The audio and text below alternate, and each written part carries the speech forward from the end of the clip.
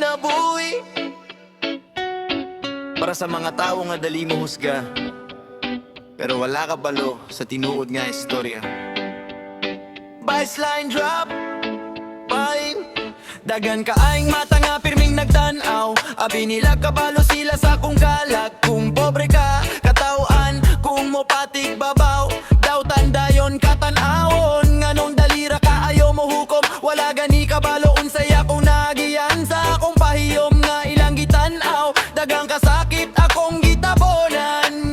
Usay hilom lang ko mutubag. Kay di tanan kinahanglan patulan ng tinuod nga kusgan nga tao. Di mo hilak sa ilang mga istorya. Bisan unsaon nilag panaway, magpadayon gihapon ko. Kayang ginora ang nakaila sa tinuod na akong pagkatawo. Mga matang nga panghusga, sige lang og tanaw sa sayop sa uban. Pero ilang kaugalingon, wa gani nila mausap. Mga matang mapanghusga, abi nila sila perpekto na.